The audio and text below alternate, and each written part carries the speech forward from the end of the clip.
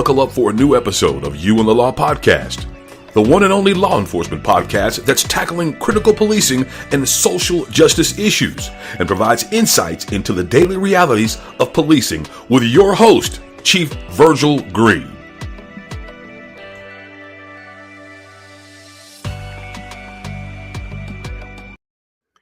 Hey, welcome to another episode of You and the Law Podcast. I'm the host of the show, Chief Virgil Green.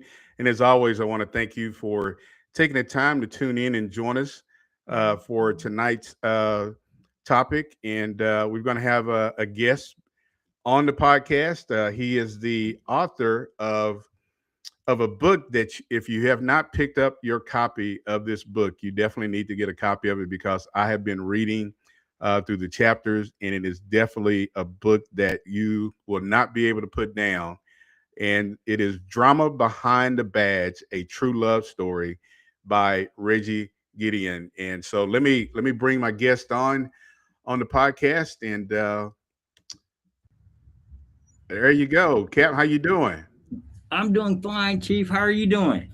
I'm doing good, sir. It is great to have you back on for part two of our three series of talking with you about Drama Behind the Badge, a True Love Story. And first of all, Happy New Year to you and your family. We're 15 days into the new year, so again, Happy New Year to you and your family.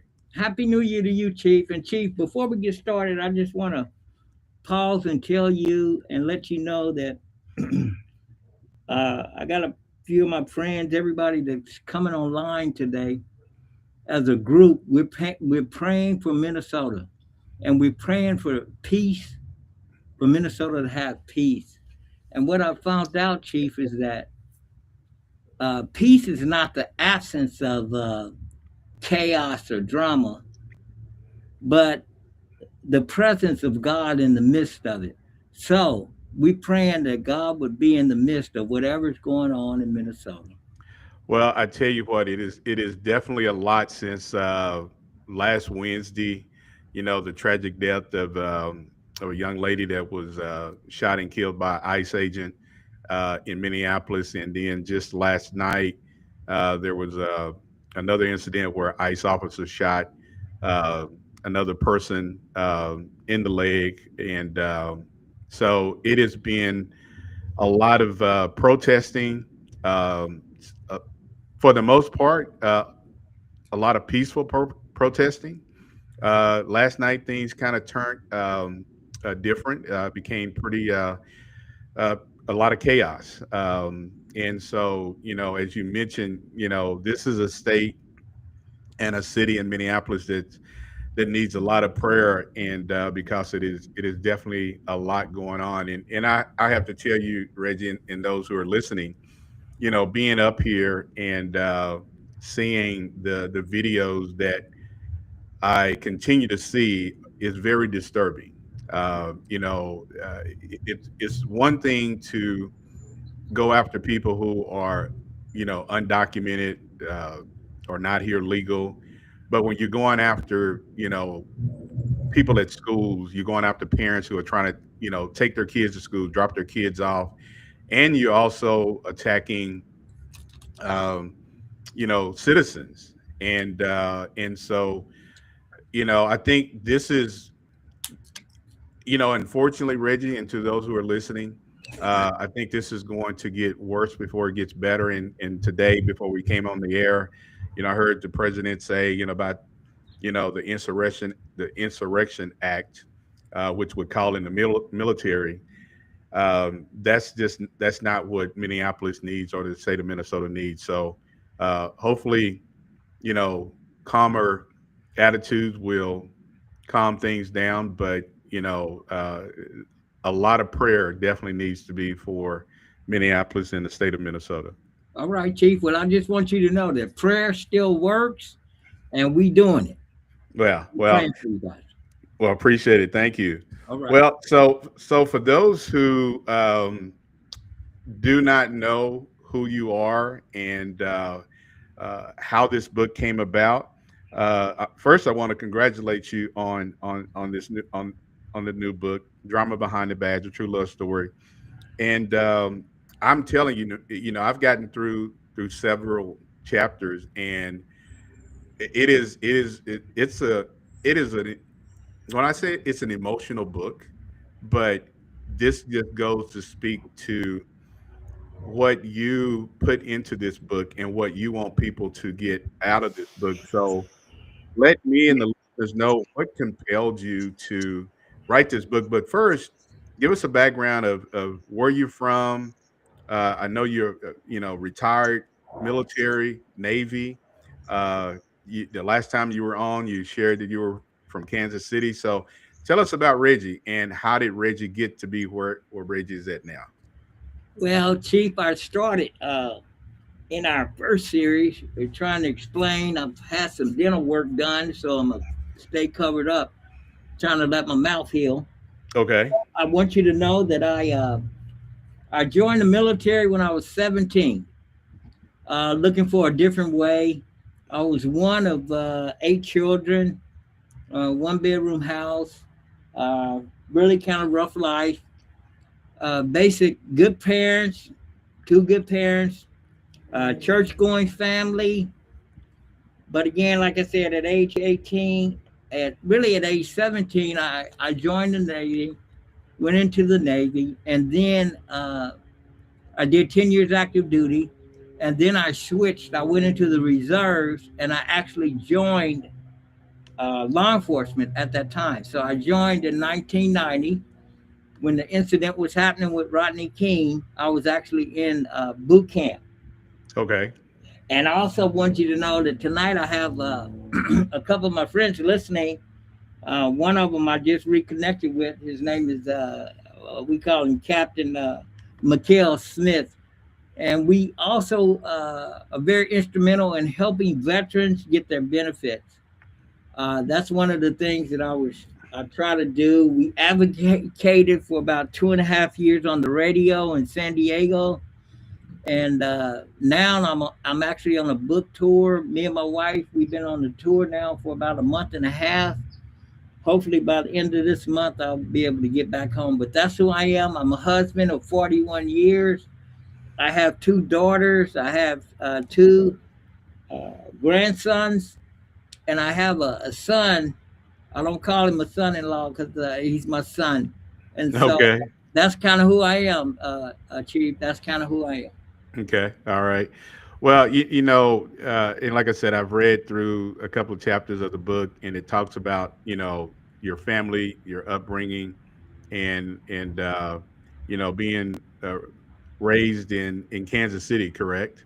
Yes, sir. Yes, sir. And Kansas City, and Missouri. Kansas City, Missouri. You're on the Missouri side, not on the Kansas side. Right. Yeah. Yes, sir. I'm Yeah. on the right side, Chief. Well, I tell you what, man. I come through, Kansas City a lot, Kansas City, Missouri, Kansas City a lot, driving back to Oklahoma City. And when I talk to people, they will definitely let you know which side of the board, which side of the state they're on. And if you Okay. just, they'll let you know, hey, I'm on the Missouri side, not the Kansas side. So, yeah, but yeah. So, you're a disabled veteran. You served in the U.S. Navy, retired from the sheriff department, and you tell me, is this something, because I know this book will probably, you wrote the book, you've talked about it, um, but I want to ask you about harp, Okay. because it seems like that was something that even when I read it, it disturbed me as to what happened and how that all unfolded. But it seemed like it really impacted you. So if you could kind of briefly kind of speak uh, on Harp and what he meant to you, because you bring it out in the book. Yes, sir. Chief. I started in law enforcement in 1990. Again, I'm telling you, Rodney King's situation was happening, and that was actually in my backyard. But Steve Sharp was what I could. I mean, his name was Steve Harp. Uh, he was like what I consider to be, the Bible says, be careful how you entertain strangers because it might just be an angel unaware. He was like, I believe, the angel that God put in there for me, because a lot of guys would give me a hard time. It wasn't a lot of African Americans in 1990 in law enforcement. I think I Yeah. told you, I did some stats last time me and you were on. I think it was only like 19 or 18% Yeah. were black. But Steve Sharp helped me tremendously. He would walk me to my car, encourage me, tell me I can make it. He was just that guy. He would never do it in front of the other guys, obviously, but Yeah. he was that guy. He was just an angel, man. And one day he was in the locker room and I was watching him. And I said, hey, because his locker was right next to mine. And I said, hey, man, you don't look good. He go, oh, just a bad donut. I said, okay. Yeah, I said, okay. He said, oh, man, I'm too hungry to die. And so I gave him a little privacy. And I turned. And then when I turned back, he was full cardiac arrest. Oh, Now, wow. what got me, I went down because, again, like I told you, in the military, you just go to work. Yeah. That's all I know. You Yes, sir. shirt open, head tilt, chin lift. I'm blowing in his mouth. It was about 25 officers in that locker room, and I tell you, there was a Fox 5 interview, and I don't know. They interviewed me about 11 months ago. My book's only been out for 2, but he went down, and again, it's a little emotional for me, even when I think about it today. It was about 25 officers in the locker room, and as you know, situations like that, that's like the climax of law enforcement. I mean, when you go and stuff like that happens, man, you just go into work. Yeah. But to make a long story short, I was the only one. I was the only one doing the deal. I was the only one in there working. And all these officers are just sitting around watching me, and I'm like, really, what's going on? Was it because of shock or what? I mean, Well. Now that the book's out, that's what a lot of people were saying. It was all about shock, but mentally it messed me up because as a police officer, as a military guy and in law enforcement, it was in my brain. You just automatically just do what you do. yeah. And so I went to work on him, and it bothered me for years why nobody helped me. Why?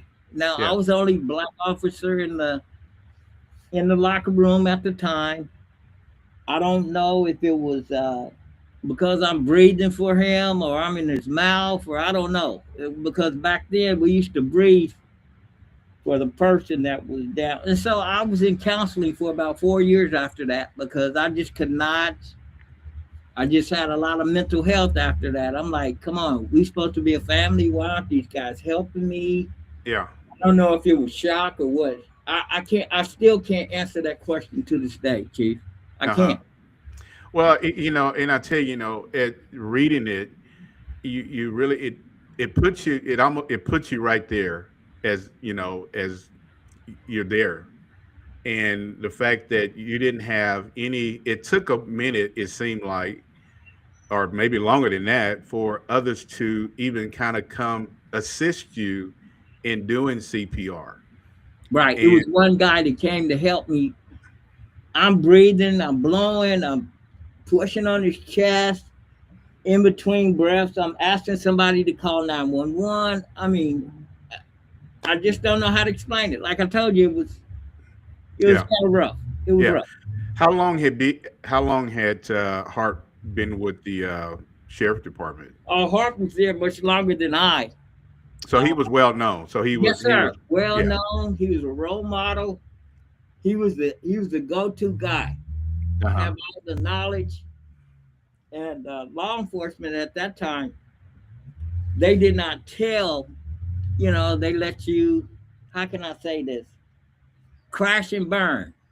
Yeah. Back in the day, you crashed. Yeah. If you can remember, you crashed and burned.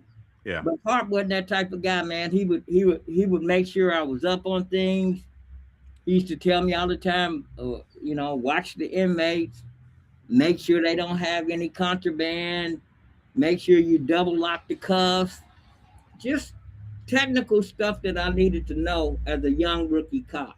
Yeah. Mhm. Yeah. Well, and this is one thing that we talked about this the first time on the podcast with you, Reggie. Was law enforcement. This is something we don't talk about a lot, but it has existed for decades and decades. Racism within law enforcement is it's there. It's right there in front of you.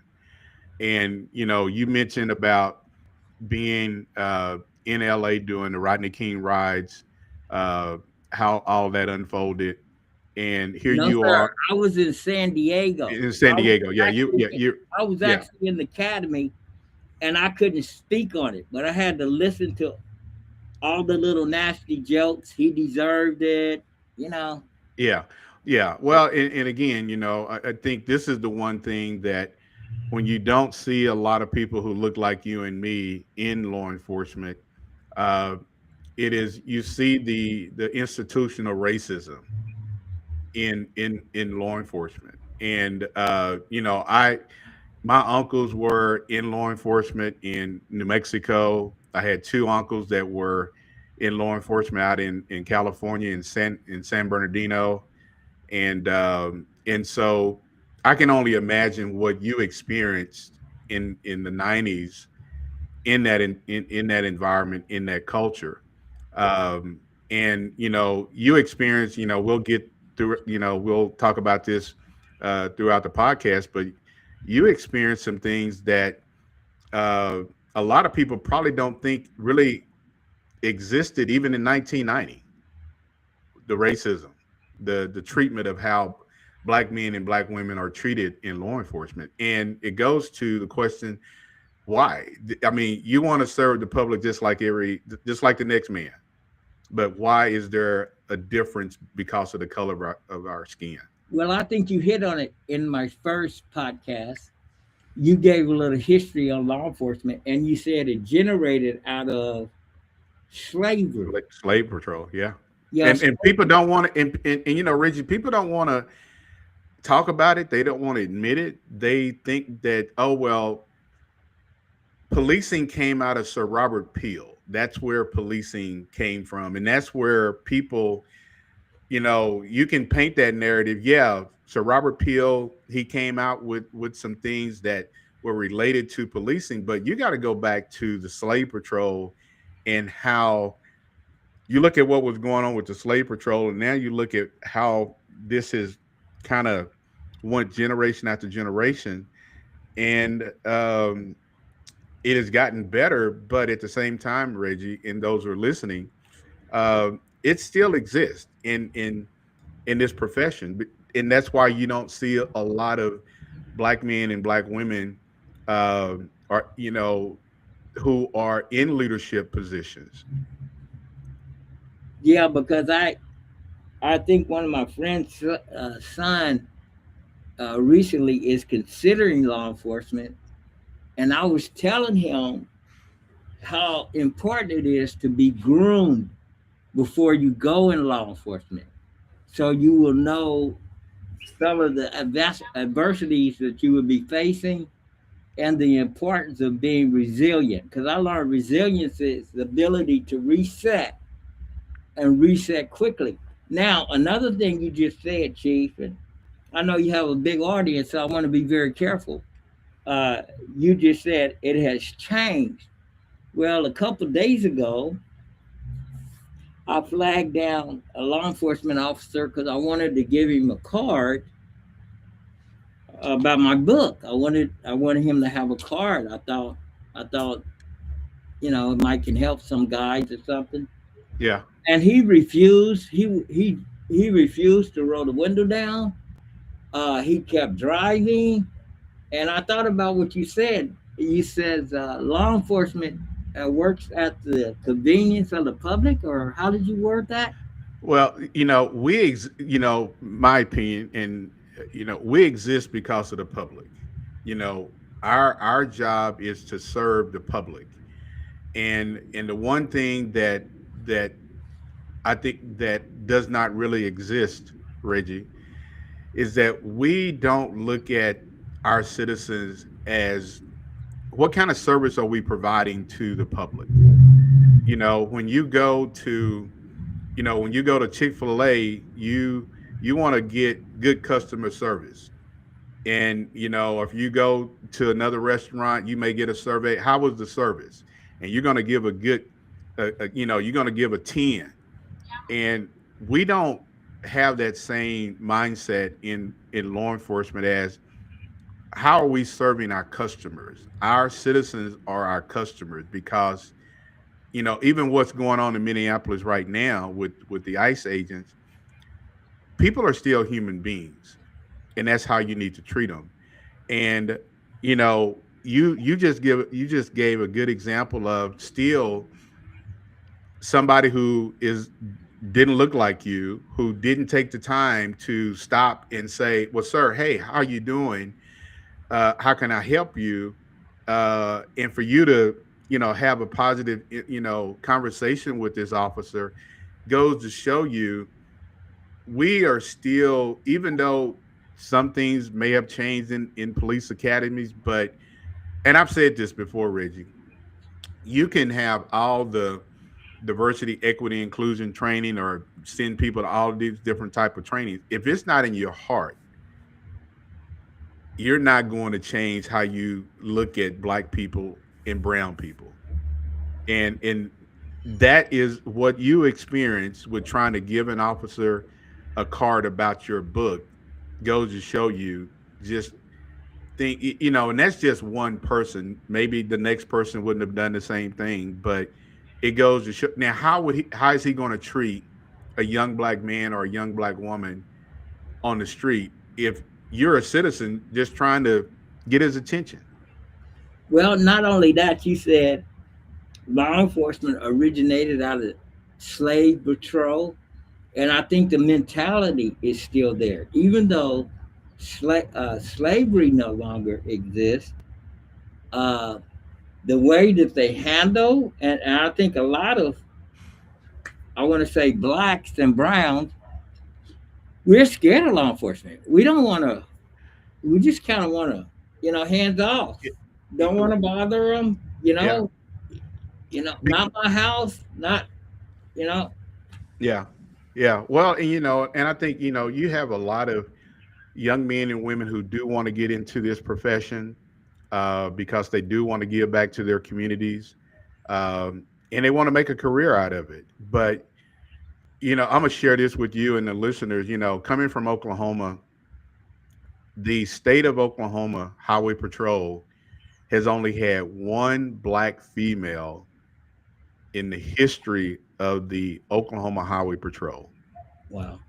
She retired a couple years ago, and in her 20 something, 20, maybe 25 years on the Highway Patrol, not a single other black woman was recruited to make the academy. So, it's almost like she was the first. Is she going to be the last? Because now you don't see a lot of women being able to make it. Now you see other women making the going through the academy and becoming state troopers. But that just goes to show you where are we really at. And I know we're getting away from your book, Drama Behind the Badge, a True Love Story. But you experienced racism.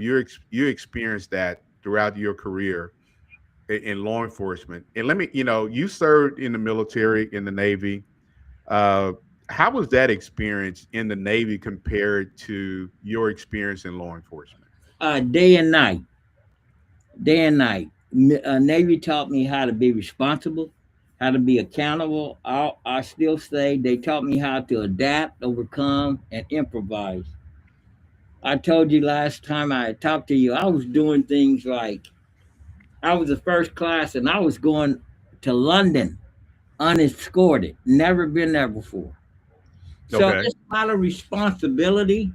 And then when I come to this law enforcement county job, it was like I'm serving the country, I'm traveling the world, and now I can't operate around the block because somebody needs to watch me. I don't Yeah. know how to take care of things. I don't know how to do things right. And Yeah. I don't know. I know last time we were talking, getting back on my book, I was talking to you about Drama Behind the Badge, a true love story. And I was asking you, I said, hey, Chief, did I ever give you the answer to that question? Those are two conflicting statements. And what am I trying to tell my audience even before they open the book?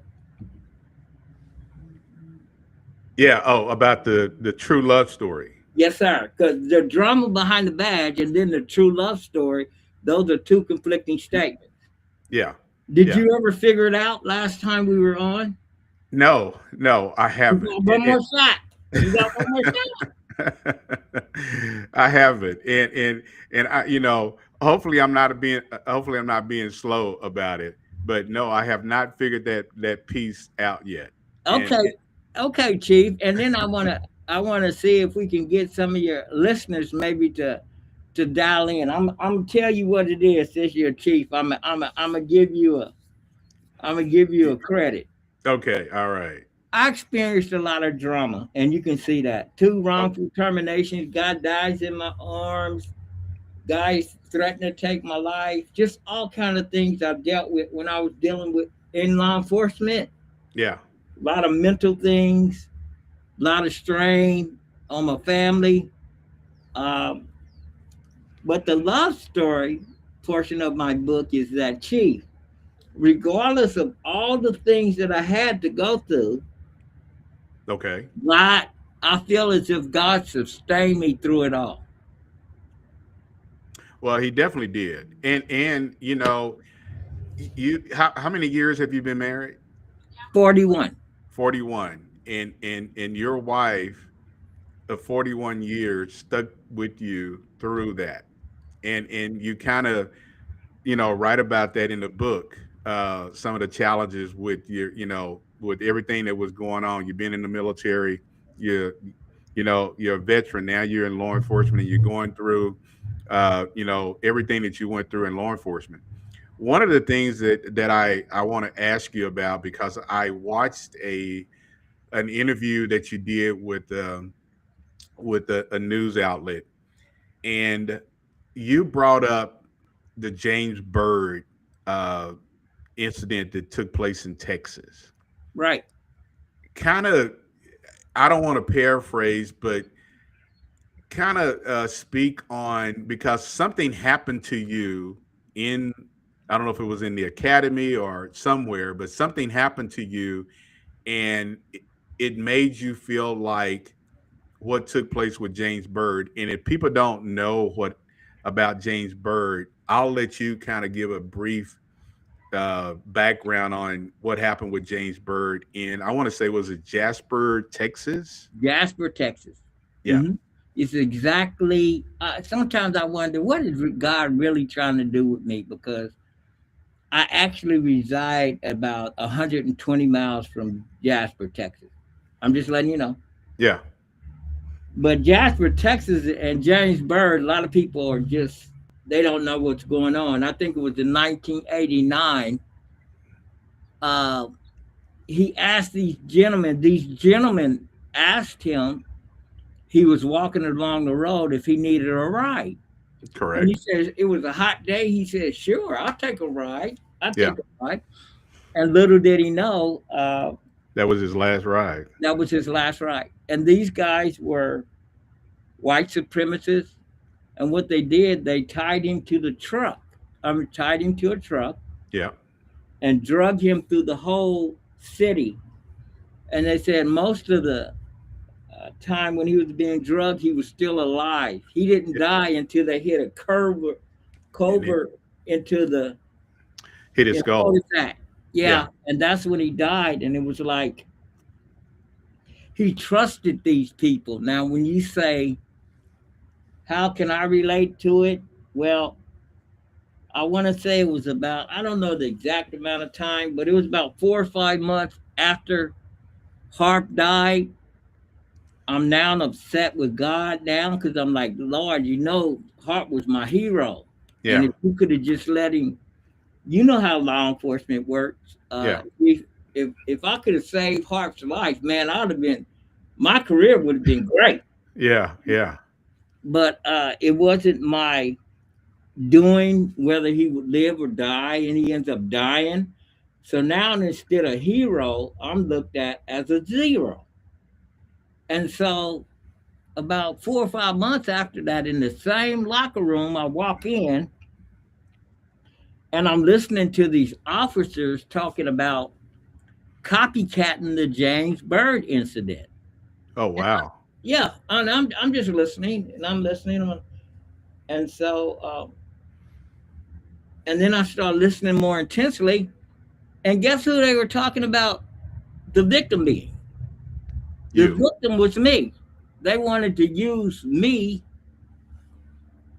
as what happened to James Byrd. Now these were guys that I had to trust to get in the cop car with, to trust with my life that if we got in a situation, you would keep my back.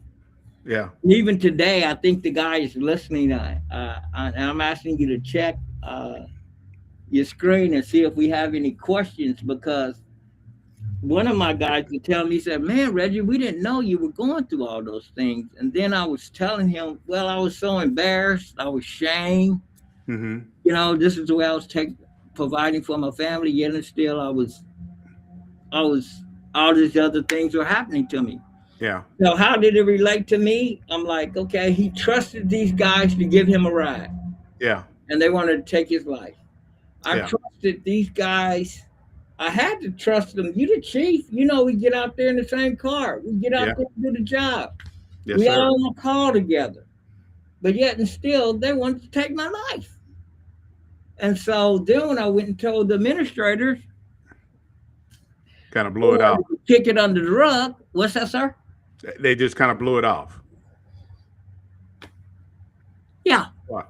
Yeah. So Reggie, I saw there's a picture of you in the book. There's a couple of pictures of you. How tall are you? About 5'9". Yeah. Okay. You say 5'9". 5'8", 5'9". Yeah. Man, you look like you're about 6'2", 6'3". No, I'm not that tall. You're No. not? Oh, man. I just from a picture of you in uniform, it seemed like you were a pretty tall guy, had a tall stature, and Had hair. huh? Had hair. Yeah, yeah. I want to say it was it was a deputy. It looked like it was a deputy uniform picture of you that's in the Right. book. And but yeah, it just seemed like you were, like I said, like 6'2", pretty built guy who nobody would just walk up to and mess with. That's what that picture looked like. And here you are telling a story about these deputies who are supposed to be, somebody that you can trust. Now they're talking about taking you out. And you've got an administration who, like you said, just kind of swept it under the rug. Hey, you know, that's just that's just locker room talk. They're not going to do anything. But I kind of go back, if they're talking about you like that, how are they treating black and brown people that they're coming in contact with out on the streets? Well, that's why I tell most of my friends, use as the last resort, you gonna call the cops to come in your house to solve problems. Because as a cop, if you really look at it as a law enforcement officer, divorce rate is high, Yes, alcoholism is high, now uh, drug abuse is high, and correct, suicide is high. correct. And if you're doing all those things, how can you come into my house and help solve any problems in my house? Yes, But a lot of the public does not know. I asked the guy a couple of days ago, did you know the rate of suicide is higher for law enforcement than officers that get hurt in the line of duty? He's like, no, oh no. yeah, it is. So the public is just, now that's what I'm trying to do, Chief. I'm really just trying to educate the public on really what goes on inside behind those walls. Behind the walls, yeah. Well, hey, Reg, I want to just remind those who just now tuning in to tonight's podcast with my guest, Reggie Gideon, as we talk about Drama Behind the Badge, a true love story. If you got any questions, put them in the chat, and we'll get to those questions throughout the podcast. But again, thank you for tuning in. But like I said, put your comments or questions in the chat, and they'll pop up, and we'll answer them. But Reggie, one of the things that I got some notes here. I want to ask you about a few things. Uh, you when you talk about getting into this profession, uh, and it's all about the community. And in the book, there's a lot of tension. There's a lot of mistrust that you've experienced in law enforcement. Did you ever, at any point, think about, hey, is this something that I really want to continue to do? Oh man, no, that's such an interesting question because I want to tell you no. I guess just my thinking, just my mindset coming. I mean, 17 years old in the military. Military taught me well, treated me good. Now I'm in law enforcement. Uh, I was taught if I do my job and do what I need to do, I get promoted. I'm like, okay. They told me that law enforcement was a paramilitary organization, and I'm like, absolutely not. Nowadays, I think uh, people they switch jobs real quick That every Yeah, 5 6 years or whatever. yeah. But for me, switching a job, that's what I knew. That's the way that I decided to support my family. And after, I think I was messed up in the head because after serving my country, I really thought that I deserved to be able to do what I was trying to do. And Well, so, well, go and ahead. there's a lot of people who retire from the military, who come into law enforcement. Whether they're in the Marines, whether they're in the Army, Navy. So there's a lot of people who are, who do come from that background of being in the military. And you mentioned something just a second ago where you said, the law enforcement is looked at as being a paramilitary style organization. And I think that is one of the things. If you look at it that way, I don't. That's the wrong way to look at it, because if you look at it being a paramilitary organization, I've got a lot of friends who have retired from the military, from the Marines, the Army, Air Force, and the leadership that they brought into the profession is it is something that cannot be overlooked. And the fact that they got more out of the military than what they've gotten out of law enforcement tells you that law enforcement has a lot of work still to do, uh, from the top all the way down. And I kind of go back to, you remember the movie Crash, Okay. that was filmed, that kind of portrayed East, South Central LA, with the gangs and everything. That movie right there was to me was bad for law enforcement, because it gave people the impression that, hey, this is how we can police, because there's gangs, there's drugs, all these things going on. So we're going to emulate what they were doing in Crash. You had agencies around the country coming up with crash units because they had a gang problem. That right there, it was almost like there was a war between the police and the black and brown community, especially blacks in the Latino community, and even probably some aspects of the Asian community, but definitely the black and brown community. And so, when you talk about drama behind the badge, man, you definitely, uh, there's a good title, but there is a lot of drama behind law enforcement. Yes, and not only that, I wanted you to tell you. I'm really, because I don't want to say anything and step on your audience's toe, because you are the host. Well, hey, man, we're going to keep it real. But We've been doing you that. We've been doing that for 5 years on You and the Law podcast, keeping it real. That's why a lot of people follow the podcast. I think people want to know, they want to hear the genuine. They don't want to hear the fluffy stuff. And so you're my guest, and this is your book, and we're talking about drama behind the badge of true love story. So share. well, I just think it starts at the rank that you were as a It, chief. it is. It does. When you go out and you look at what's going on in Minnesota right now, these guys wouldn't be wearing masks and doing all the things, pushing people around, and I mean, you do what you need to do as a police officer. But I was taught you don't put your hands on anybody until either they put their hands on you first or you're arresting them. Other than that, you Yeah, don't put your hands on anybody. you're I right. mean, even as a law enforcement officer. And what I'm saying is that what a lot of public don't know is the leadership in law enforcement.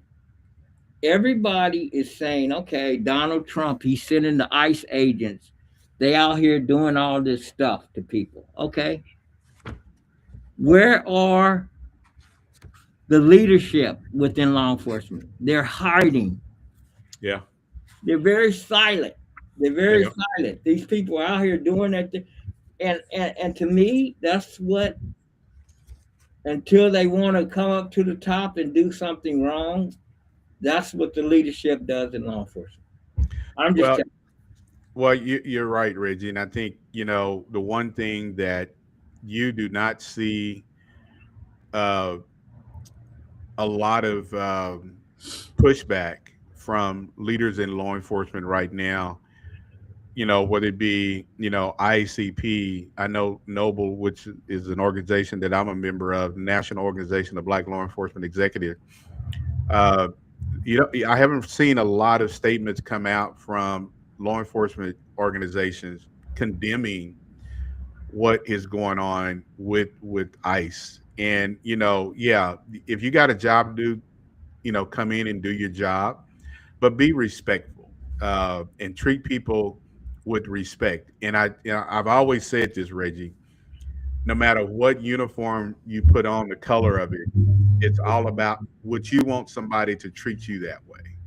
you. Okay. Would you want somebody to treat your brother, your sister, your mother, your any other relative that way that you're treating that person?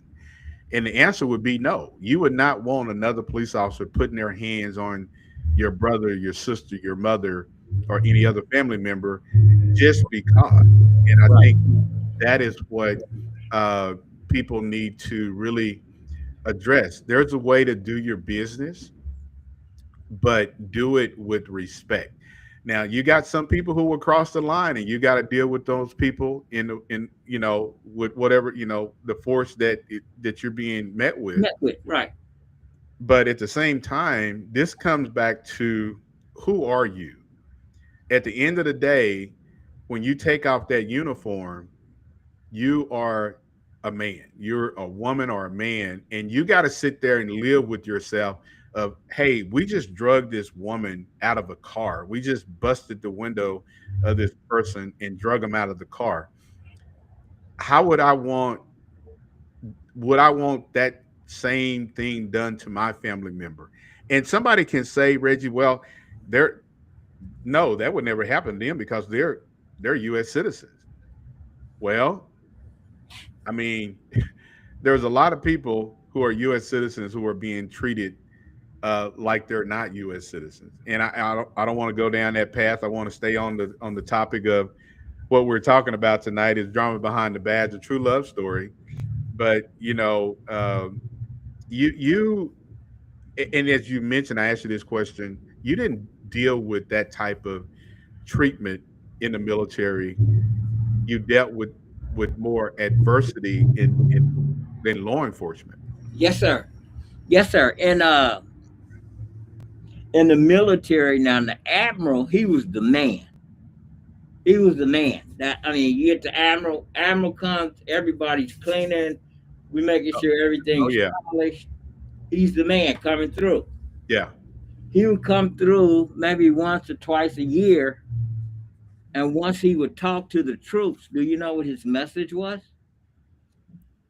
What was that I have an open door policy. policy?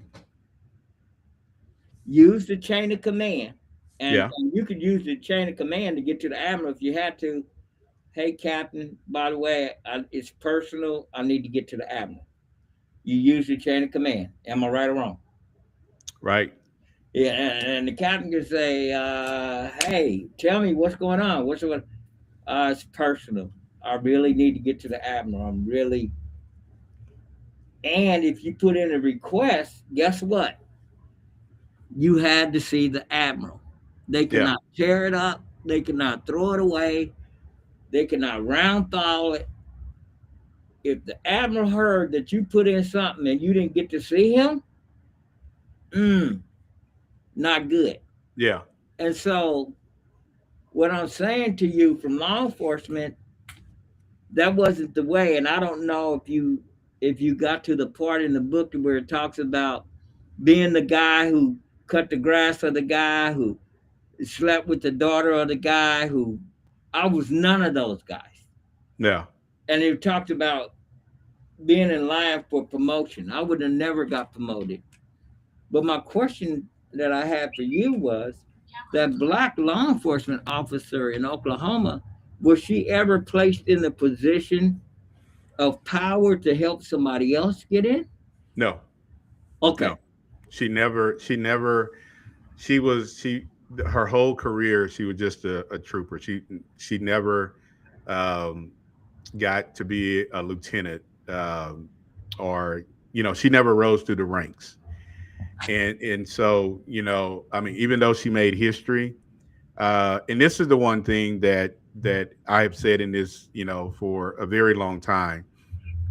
If we're serious about uh, recruiting minorities, uh, we need to make sure that we're putting uh, uh, minority men and women in positions to become leaders in that organization. And how can they get out and recruit and bring in other men and other women into this profession?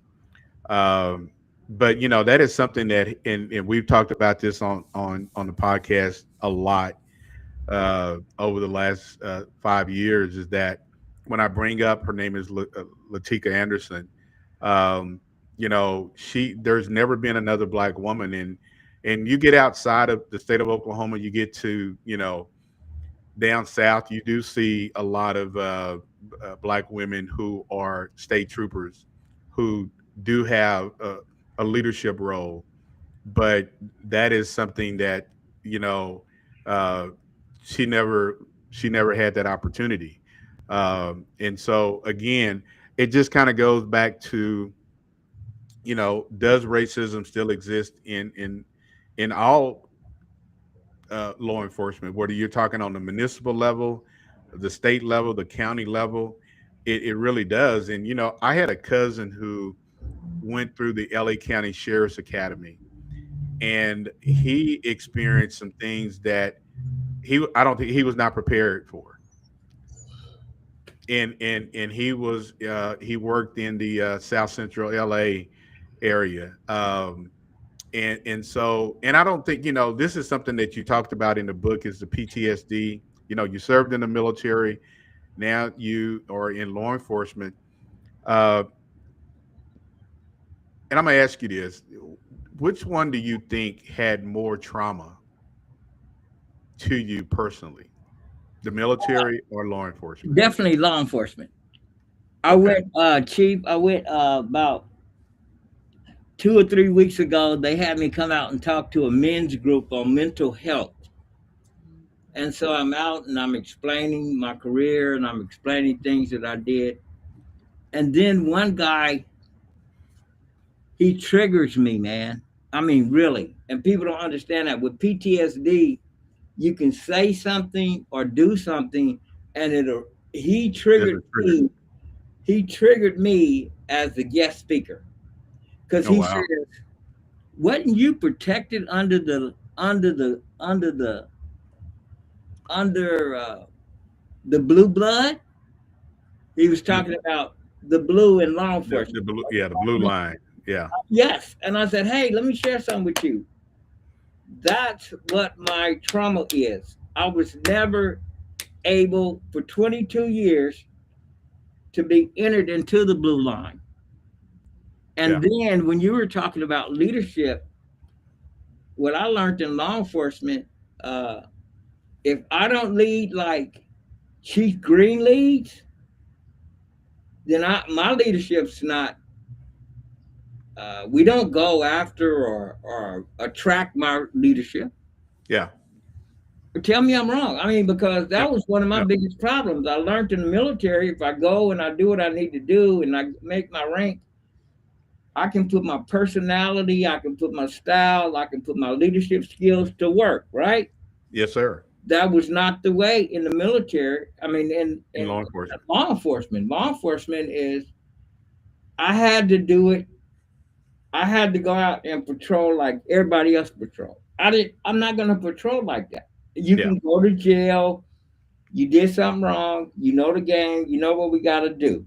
Yeah. Me putting my neck, my feet in your neck and bumping the extra bump, and Yeah. that wasn't That wasn't you.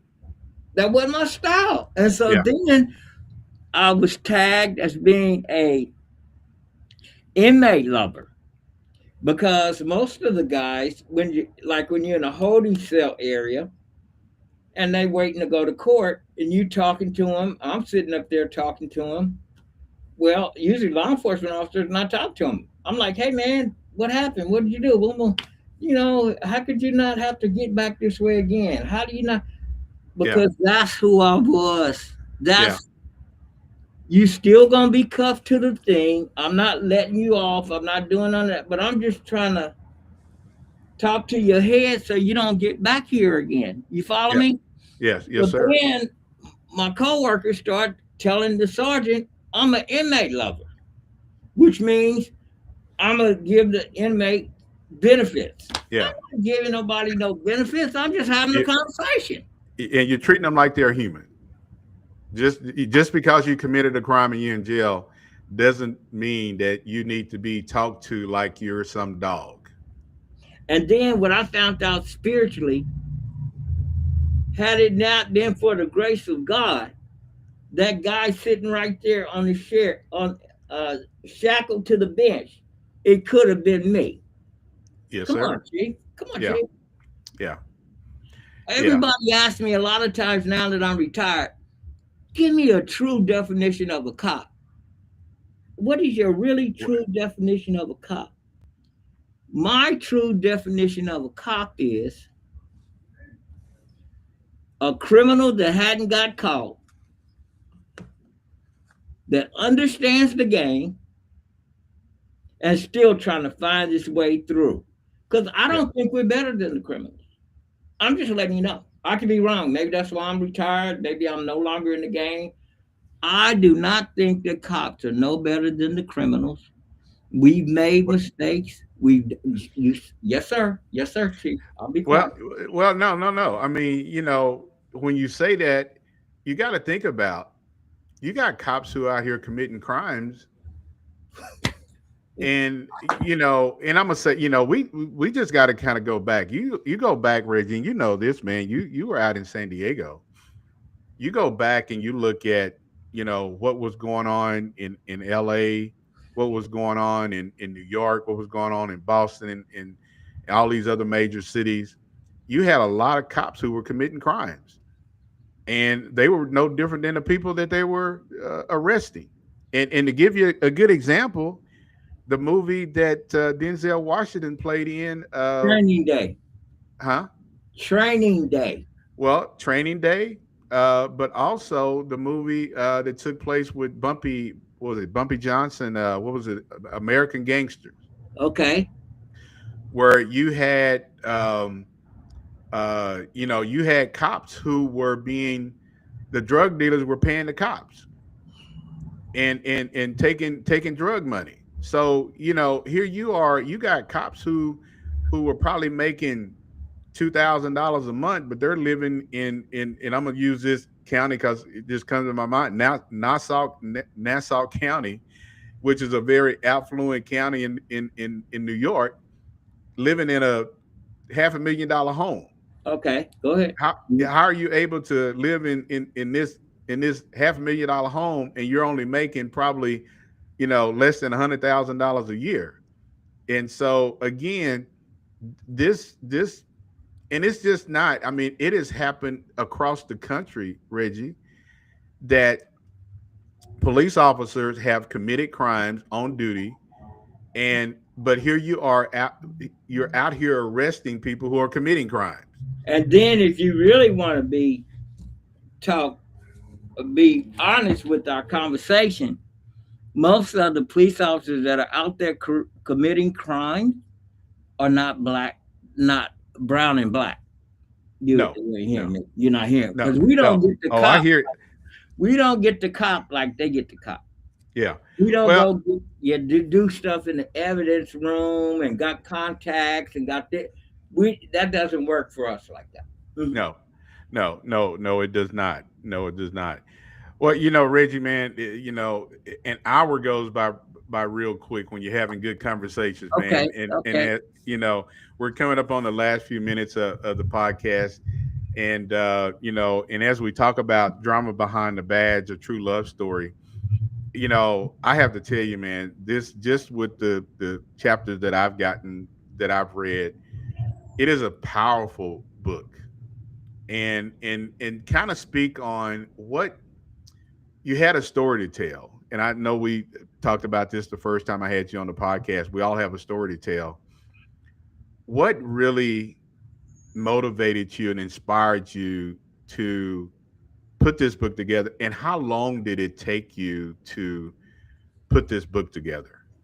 Well, long-wise, I usually tell people about 20 years because I would stop and start, put information together, stop and start because it was emotional roller coaster for me. Stop and start. And then once I retired, God allowed me to push reset. I got my degree, and then I actually finished up the book. But what really, I think, to try to answer your question, one guy stood up one time in my first book signing, and he said, "Sir, I've read your whole book." And I know the guy, he's a military guy, but very introverted guy. Me and him talked privately. But he stood up and he says, "Hey, man, I was able to relate to your book." And I'm like, "What are you talking about?" He says, "When you said you were hollering and screaming for help and nobody heard you." I mean, that was hard, Chief. Going to the administrators and telling them what these guys saying they're going to do to me. Yeah. And then you put the guy on, the guy that made the accusation against me, the department put him on stress leave, and I was coming into work every day. So what I'm trying to say to you is that, wow. No, I'm telling you, these are the things, you know, what really drove me to do that. And the guy stood up and he says, "You know what, man, I was able to relate to what you were talking about when you said nobody was listening." He says, "Because I've been there. I've been in places like that. I'm screaming, I'm yelling, I'm shouting, and nobody's listening." So then I feel like as I watch my book, because I'm coming out with a workbook as well. Okay. A workbook's in the works for Drama Behind the Badge, a true love story. And so that's what motivated me when I know people can relate. And I always been loud, but it's not been loud because I'm so vocal. It's been loud because I'm hurting so bad. And now even my friends and family said, "Man, we never knew you went through that." Yeah. Well, you didn't know because I didn't tell you. Yeah, exactly. And the guy told me today, he said, "Well, Reggie, that was the stigma. You didn't tell mental health. You couldn't ask for help." Yeah. And so Well, you get your call. yeah. Well, and there's a lot of, you mentioned this earlier in the podcast about, the suicide rate in law enforcement. Uh, it is high. Uh, there are more men and women dying by suicide than by being shot in the line of duty. And so that is something that every agency across the country is dealing with, is how do you address mental health in this profession. And you've got a lot of agencies who are got peer support uh, teams. They've got uh, other resources for men and women to tap into if they're struggling with it could be something at home. It doesn't have to be something at work, but at least you've got the resources to reach out and to talk to somebody. And so because you don't want to put, and this is the thing, I'll say this, Reggie, you got to make sure that you're in a good mental, in a good spiritual place to be in this profession. Wow. Mentally and spiritually, you need to be in a good place. And a lot of people don't talk about the spirituality, you know Mhm. like people don't talk about politics. I don't like talk about I will never talk about politics inside the walls of a police department. But I think the one thing you need to find out, where are you at spiritually? Because if Well, you are a they said there's a separation between church and state. church and state, yeah. And I don't think I'm the really intelligent, but I'm telling you, every time the state gets into a major crisis, guess where they going to for prayer? You ain't hear me preaching. Oh, I heard you. I heard you, brother. I heard you. And the thing of it is, what is the first thing, when something tragic happens? Hey, we need to pray. We need to pray. Okay. But at the same time, how do you go out here and you just watch an officer or a supervisor, somebody, you manhandle somebody, you use more force than what you should have, and you tried to cover it up. And at the end of the day, we all have a person that we're going to answer to. Wow. And I want to make sure, the one thing I've never done in my, well, I've been a police chief over 25 years, been in law enforcement for 30 years. I've never treated somebody bad, because that's not how I would want somebody to treat me. And you deal with some people who do a lot of cruel things, but you still have to remember that that is a human being. Let God judge that person whenever their time is whenever their time comes. It's not for me to judge that person. The courts may judge them and send them to prison, but to to take advantage of a person and to abuse a person, how do you live with yourself? And I think that's why we have so many issues with in policing.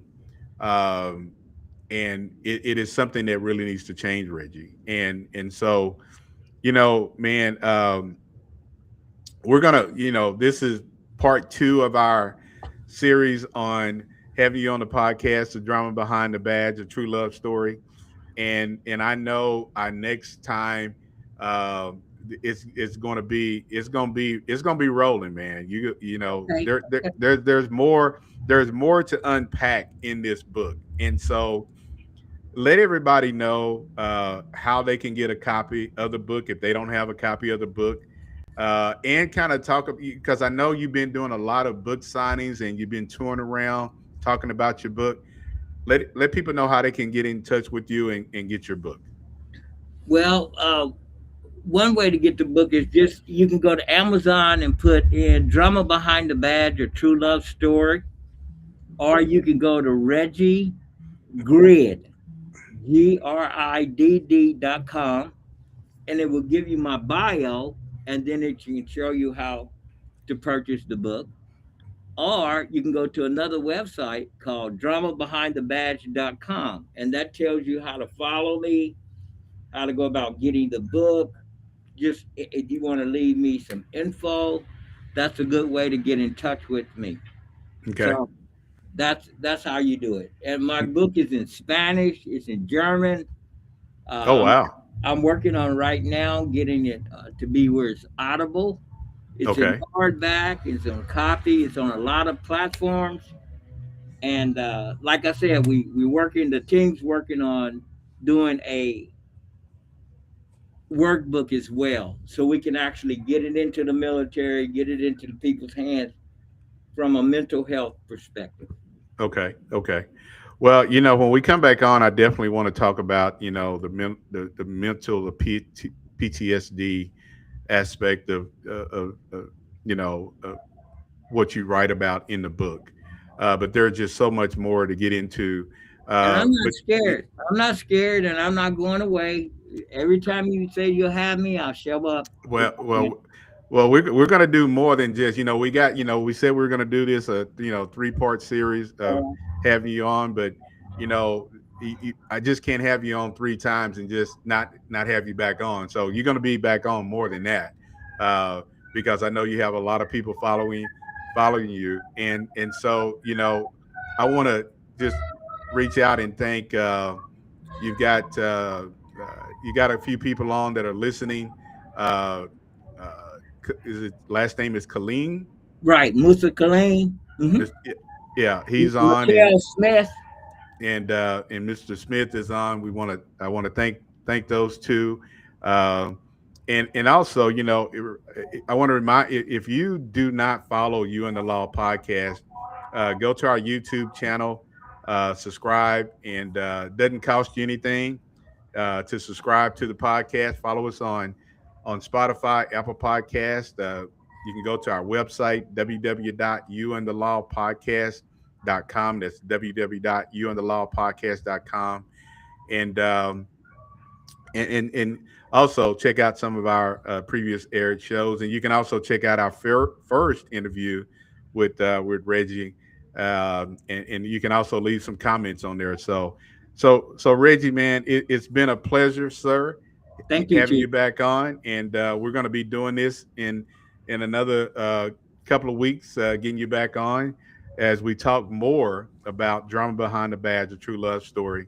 And so again, thank you, and thank those uh, thank thank your friends for tuning in. Thank you, Chief. And we're still praying for Minnesota. And I want to let you know, I wanted to say thank you so much. And I still want to see if we could do a 3-part series with myself and Spirit, Bulletproof Spirit. That, Bulletproof Spirit. yeah, Yeah, yeah. yeah, yeah. I'm definitely going to reach out to the guest that I had on who wrote the book Bulletproof Spirit, because again, I think just having both of you all on, you got your book out. He has a book out called Bulletproof Spirit. He's actually in the San Diego area, and so I'm definitely going to make that happen to where we can get both of you guys on, and talk about your experiences and his experiences, and because his book really touches on a lot to do with mental health. So that will definitely happen. Thank you, Uh, sir. you're Thank you. welcome. You're Thank welcome. you. Well, Reggie, again, it's been a pleasure, and thank you. And we will be doing this again here in the next couple of weeks, having you back on the podcast. But again, if you missed any parts of this podcast tonight, you can catch the rebroadcast on our YouTube channel, and it will be on Spotify, Apple Podcasts, wherever you listen to podcasts. Just search "You and the Law" podcast, and you will be able to listen to the full audio or video version of tonight's interview with Reggie. So again, thank you, Reggie, and we will do this all over again in a couple of weeks. All right. Thank you. Thank you, Chief. All Have a right, good everybody, have a good night, and make sure you tune in next Thursday for another episode of You and the Law podcast. And we'll see you again next Thursday right here live at 6 p.m. Central Standard Time, 7 p.m. Eastern Standard Time, right here on You and the Law podcast. Thank you, sir. Bye-bye. You're welcome. Bye. That's a wrap on this episode of You and the Law podcast. We've got more eye-opening conversations and hard-hitting insights coming your way, so make sure you subscribe on YouTube, follow us on Spotify and Apple Podcast, and stay ready because the next episode might just change the way you see law enforcement forever.